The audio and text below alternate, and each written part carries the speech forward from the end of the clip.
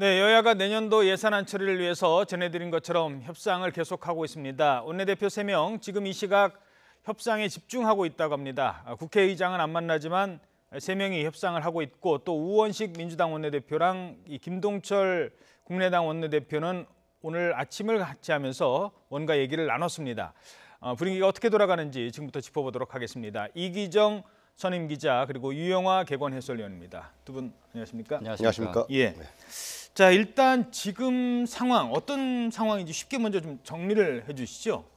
네, 국회 선진화법이 2014년에 제정이 되고 그 뒤에 12월 2일까지 법정 기한 안에 국회 내년 예산을 국회 본회의가 심의를 해야 되는데 그것이 이미 어긋나지 않았습니까? 네. 그 뒤로 이것을 빨리 조정을 하기 위해서 여야가 오늘 10시 반부터 만나서 국회의장 주재로 만나기로 했었는데 이 문제도 현재 여야 대표들 간의 어떤 협상이 물밑에서 진행되고 있는 것 때문에 국회의장 주재 회의는 무산이 되고 다시 협상이 계속 진행되고 있는데 굉장히 진통을 겪고 있는 것 같습니다. 특히 민주당 같은 경우는 자유한국당과의 어떤 협상의 여지는 별로 없다고 보고 김동철 원내대표와 우원식 원내대표가 오늘 아침에도 만나지 않았습니까? 예. 사전에 뭐 물밑에서 어떤 조율이 있는 것인지 저희는 예측할 수밖에 없는데 그 부분에 있어서 호남 예산을 많이 증액을 한다든지 하는 방법으로 뭐가 진행되지 않을까 생각은 드는데 이 부분에 있어서는 또 여야 관계가 있기 때문에 공개할 수도 없는 부분이 있고 굉장히 지금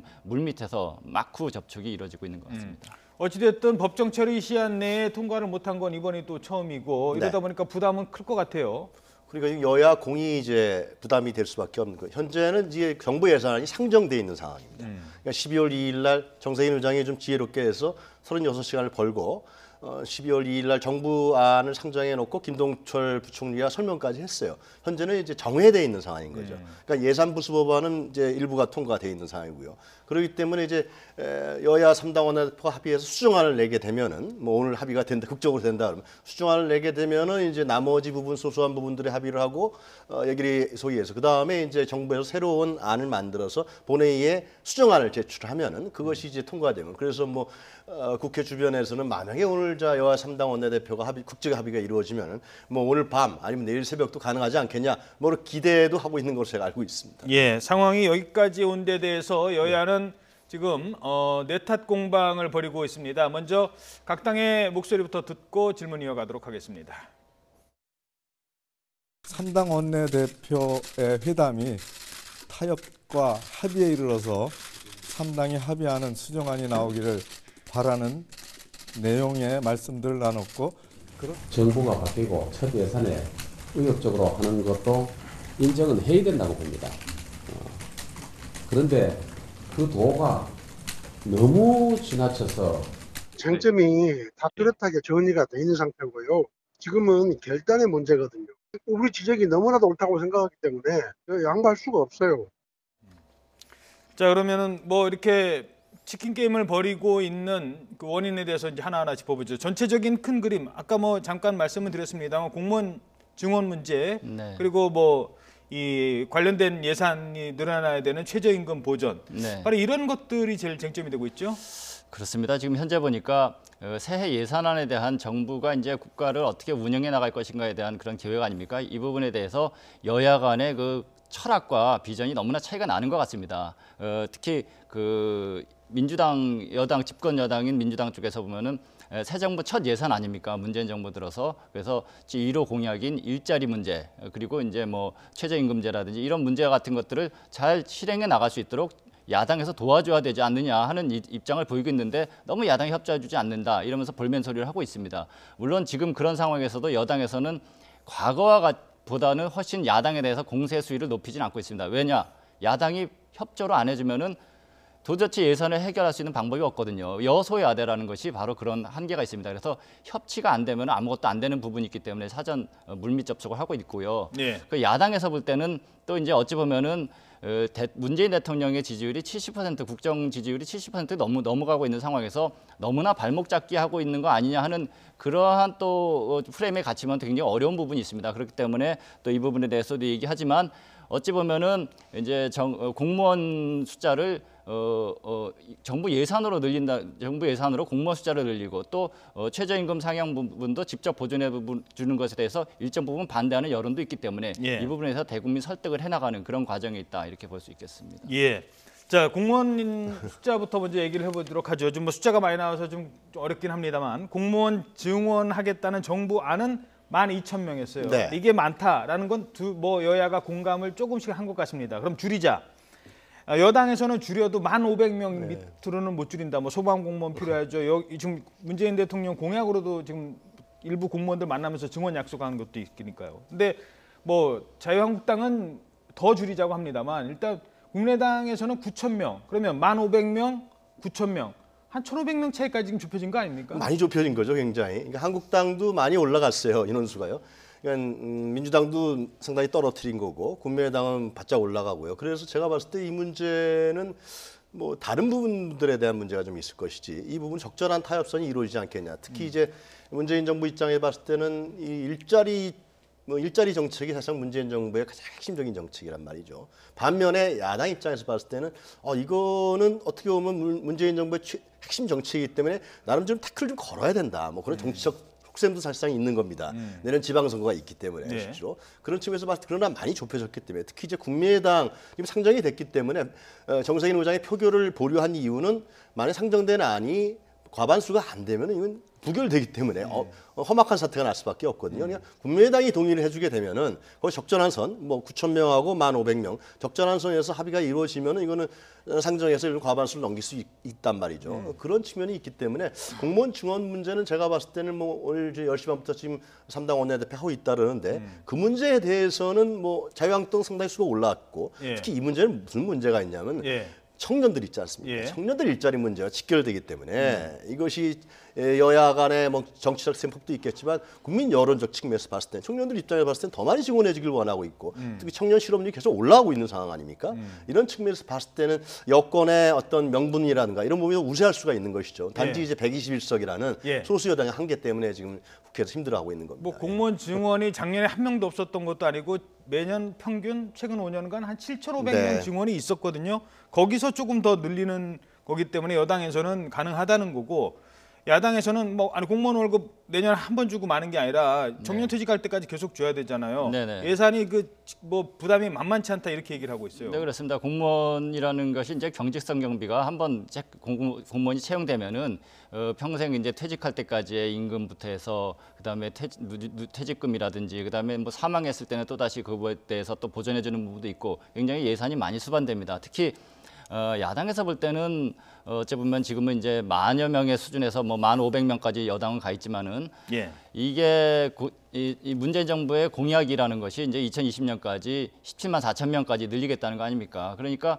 그 부분이 너무 후세대에 너무 부담이 된다. 이런 부분은 이제 야당에서는 공격을 하고 있는 거고 그렇지만은 어찌 보면은 이제 우리 사회의 기반이 되는 안전이라든지 공공성이라든지 어떤 근로복지라든지 이런 부분에 있어서 또 채용을 안 할 수 있는 해야 되는 부분이 분명히 있거든요. 예. 특히 경찰이라든지 소방관들 그리고 지금 말씀하신 것처럼 청년 실업 문제 해소 이거는 또 문재인 정부의 이력 공약이기 때문에 이 부분을 양보하기는 또 어려운 부분도 분명히 있을 겁니다. 그래서 서로 이 부분에 대해서는 제가 볼 때는 이 예산이라는 것이 결국 누가 낸 것이 아니라 국민들이 낸 거 아닙니까? 국민들을 위해서 쓰는 것이기 때문에 그런 철학에 의거해서 좀 더 당약을 좀 떠나서 좀 논의를 했으면 좋겠다 이런 생각이 듭니다. 알겠습니다. 자, 그리고 또 하나 쟁점이 되는 게 최저임금인데요.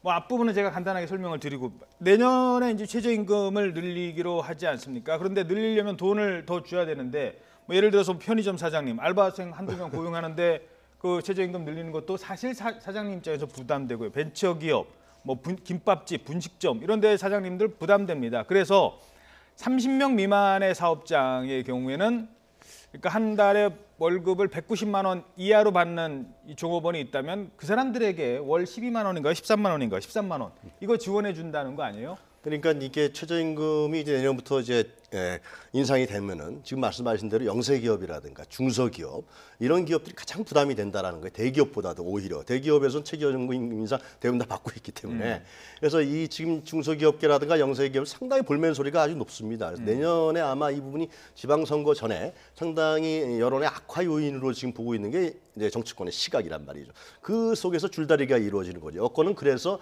임금 인상 부분에 보존을 좀 하자.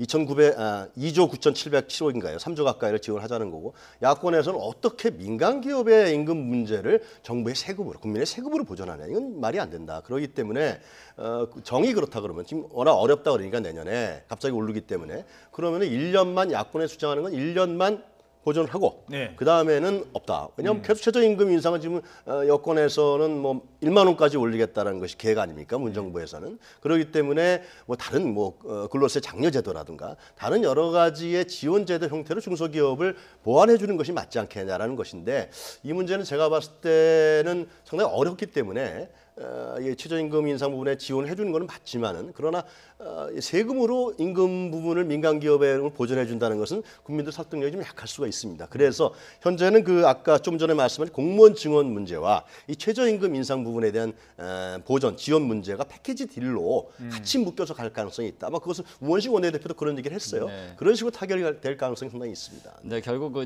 최저임금이라는 것이 16.4%가 올해 내년부터 올라가지 않습니까? 그래서 시급이 이제 7,530원이 되는데 이것을 10,000원까지 올릴 때는 부담이 가기 때문에 이 정부에서도 사실 10,000원을 목표로 했지만은 어찌 보면 속도 조절을 할 생각도 있는 것 같습니다. 이미 국무총리도 여러 차례 얘기했고 정부 기관에서 나오지 않습니까? 그런데 이 부분에 대해서 내년에 3조 예산이 들거든요. 근데 3조 예산이 계속 이렇게 들어가게 되면 너무나 누적 비용이 많이 들기 때문에 부담스러운 부분도 있는데 민주당에서는 그렇다 그래서 내년만 지원하고 끝내면은 어떻게 최저임금을 올릴 수 있겠느냐 이런 부담이 있기 때문에 좀 탄력 있게 좀 하자. 어떻게 1년으로 못 박지 말고 좀 그냥 놔둬보자. 그리고 뭐 이런 돈으로 직접 주는 거 말고 뭐 간접적으로 지원하자 이런 얘기도 지금 나오고 네, 있고요. 네, 근로세 장려라든지 뭐 여러 가지 이런 방법도 있을 수 있습니다. 그래서 이 부분은 이제 재정 전문가들이 많이 있지 않습니까? 김동연 부총리도 여러 가지 의견이 있을 수 있으니까 이것은 여야의 정치적인 논리로 하기보다는 어쩌면 경제 전문가들이 좀 개입해서 좀 반영시키는 것이 어떨까 싶은 생각도 듭니다. 자, 최저임금. 이거 다음 주제 넘어가기 전에 이거 하나는 간단하게 왜냐하면 이 최저임금에 걱정하는 목소리 중에 하나는 30명 미만 사업장이라고 했지 않았습니까? 그럼 33명, 37명 사업장은 30명 미만으로 줄게 되면 정부에서 돈 받고 지금 30명, 33명 계속 고용하면은 최저임금 지원 못 받고 뭘 선택할까? 차라리 30명 미만으로 줄이는 게 낫지 않겠느냐라고 걱정하는 목소리도 좀 있는 것 그래서 같아요. 지금 이제 만약에 그 예산안이 통과된다 그러면 약 3조에 가까운 예산안 물론 좀 감액될 것 같은데요. 통과되면 어떤 대상으로 할 것이라는 문제가 있습니다. 그러니까 지금 말씀하신 대로 어떤 기업에서는 우리는 그거 받을 필요 없어. 그러한 중소기업이 있을 수가 있고요. 예. 달라고 하는 중소기업이 있을 수가 있고 그렇기 때문에 상당히 그 선별하는데 상당히 공정성이라도 공평성의 문제가 있고요. 지금 말씀하신 대로 이 최저임금 인상 문제가 굉장히 복잡하기 때문에 내년에 감원을 하겠다. 특히 또 인상금 보전안까지 하면 지금 말씀하신 대로 30인 미만과 이상에서 그러면 우리 감원에서 혜택을 받겠다 말겠다 이러한 논란이 있을 수 있기 때문에 이 문제는 제가 봤을 때는 아까 말씀드린 대로 여권에서도 이러한 부분들은 좀 문제가 있지 않느냐 예. 이런 지적도 나오고 있는 게 사실입니다. 예, 알겠습니다. 자, 그리고 예산안에서 하나만 더 짚고 넘어가죠. 좀 어려운 얘기입니다만 아동수당 도입하는 거 이것도 네네.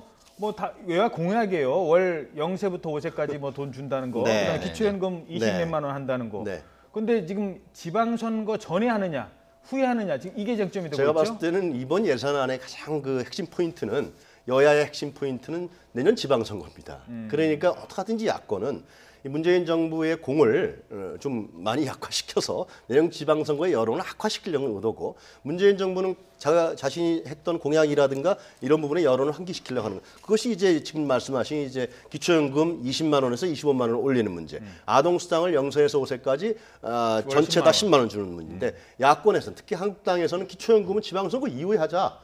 10월부터 적용하자. 아동수당은 10%, 소득상위 10%를 제외하고 90%만 주자. 그것도 지방선거 이후에 하자라고 얘기하고 있습니다. 결국 이 문제는 그런데 이제 사실상 복지 혜택을 주는 문제인데, 근데 이것이 이제 여건이 이제 수가 좀 밀리니까 이 문제는 좀 뒤로 좀 주춤한 상황이에요. 예. 가장 중요한 부분은 이제 아무래도 일자리.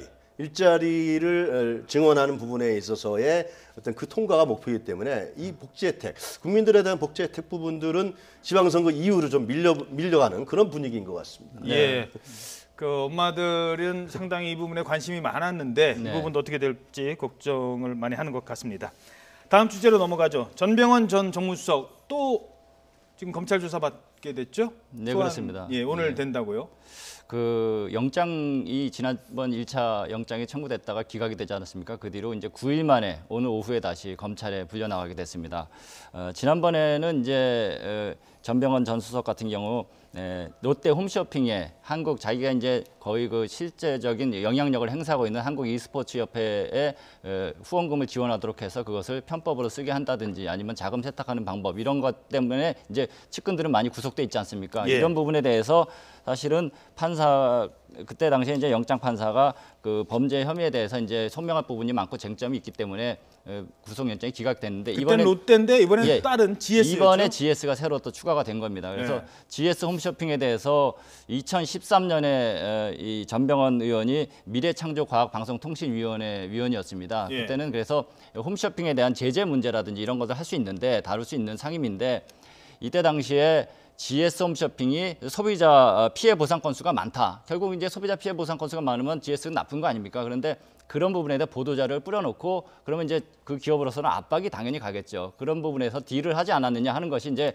검찰이 갖고 있는 그 의혹입니다. 그리고 그때 당시에 그 여러 가지 그 GS 홈쇼핑의 그 대표도 증인으로 불렀다가 또 취소하는 부분 이러면서 1억 5천을 받았다는 거 아닙니까? 이 부분이 이제 현재 새로 나온 혐의고 또 한 가지는 청와대 정무수석으로 간 뒤에도 기재부에 전화를 해서 한국 e스포츠 협회에 예산을 20억을 뭐 내도록 하는 그런 압박한 혐의 이런 것들은 이제 직권남용 혐의도 될 수가 있거든요. 이런 부분이 새로 혐의가 추가가 됐기 때문에 전병헌 의원 같은 경우는 그때 당시에 자신은 억울하다 분명히 뭐 어떠한 불법에도 관여한 바가 없다 투쟁하겠다 이렇게 했는데 오늘도 아마 비슷한 방어 논리를 펴지 않을까 이런 생각이 듭니다. 그 의원한테 돈을 갖다 주진 않았어도 보좌관이 받았다면 그게 의원이 받은 게 되느냐 안 되느냐 이게 제일 많은 법적 쟁점 가운데 하나지 않습니까? 그러니까 전병헌 정무수석도 관여하지 않았다. 난 모른다. 뭐 이런 얘기하는 거고요. 그러니까 지금 전병헌 그 전 수석이 영장이 기각된 부분에 다툼의 여지가 있다라는 것은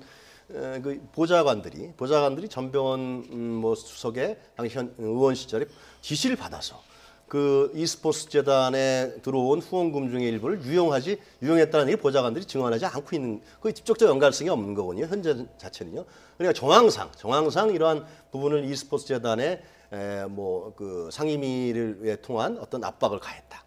뭐 재승인 이런 부분에 대한 다툼이 있기 때문에 지금 모르겠어요. 검찰에서 이 부분들을 과연 확실히 밝혀내고 하는 건지 새로운 정황이나 증거를 갖고 있는 건지 이 부분은 좀 더 지켜봐야 될 대목이 아니라 생각이 듭니다. 돈 줄 때 제가 이 쟁점되는 사안에 여기까지 질문한 게 좀 뭐 어떨지 모르겠습니다만 돈 줄 때 보좌관한테 줍니까? 아니면 의원 갖다 드리라고 보좌관 줍니까?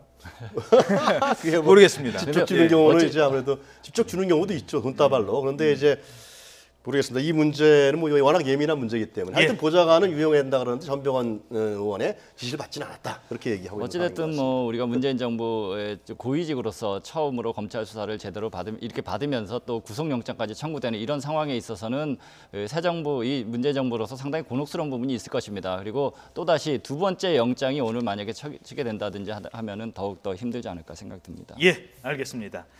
자, 자유한국당 상황 알아보도록 하죠. 요즘 원내대표 경선 뭐 이제 한 열흘 정도 남았나요? 며칠 남지 않았는데 일주일에서 열흘 정도 남았는데 지금 홍준표 대표랑 이주영 의원이랑 사이가 안 좋아졌어요? 네네.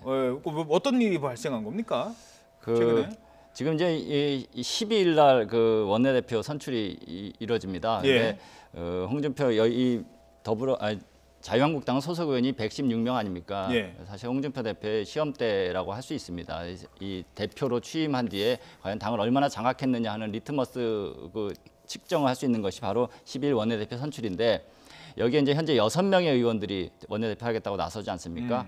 그 부분에서 홍준표 대표 같은 경우는 이제 탈당했다가 다시 복당한 김성태 의원. 김성태 의원, 그 복당파라고 하죠. 네. 복당파 대표로 해서 친박이 아닌 홍준표 체제를 구축하고자 하는 그런 계획이 있는데 여기에 이제 이주영 이분이 이제 굉장히 떴죠 초반에는. 근데 이주영 의원이 중립지대를 표방하면서 세를 갑자기 모으고 있는 부분이 있습니다. 그렇기 때문에 굉장히 경쟁이 치열해지고 또 하나는 이제 여기선 친박 의원들이 있습니다. 4선의 유기준, 홍문종 의원 이런 분들도 역시 이제 친박의 명예를 회복하겠다는 그런 차원에서 홍준표 대표를 이렇게 공격을 하면서 삼자 구도가 펼쳐지고 있는 상황입니다. 예.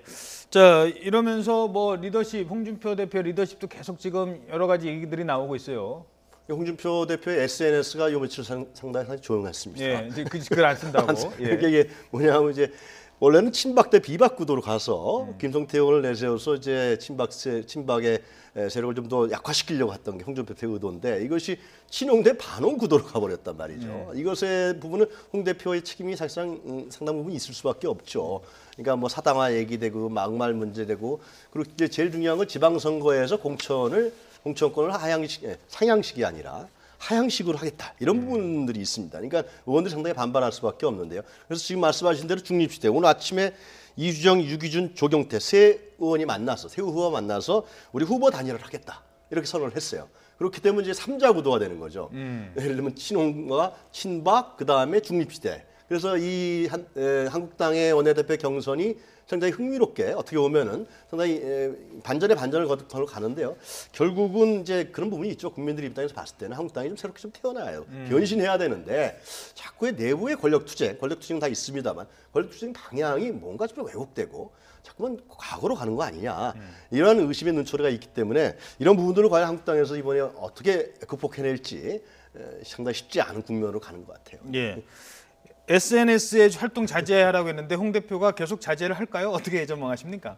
당분간 자제할 것 같은데요. 예. 끝까지 자제할지는 모르겠습니다. 홍준표 대표 같은 경우는 지난 대선부터 나오면서 굉장히 SNS를 활용한 정치를 많이 했습니다. 왜냐하면 기자들이 일일이 만날 수도 없는 거고 그리고 직접 대국민 소통을 하면서 본인은 자기 세력과 이제 구축하는 방법으로서 SNS를 했는데 그 SNS를 통해서 뭐 바퀴벌레라든지 뭐 고름이라든지 좀 약간 혐오스러운 표현들이 많이 있지 않습니까? 그것이 오히려 본인한테 양날의 칼로 작용한 부분이 있습니다. 그러면서 이제 원내대표 경선까지도 영향을 주게 돼서 이번에는 자제를 하는 모습인데 당 의원들로서는 고민이 많을 것입니다. 홍준표 대표 체제에 너무 독주화되는 이런 부분도 막아야 되는데 그러다 보면 또 그 역효과가 나서 다시 친박으로 가면 어떡하느냐 하는 이런 고민 속에서 지금 원내대표 경선이 치러지고 있는 것입니다. 그렇죠.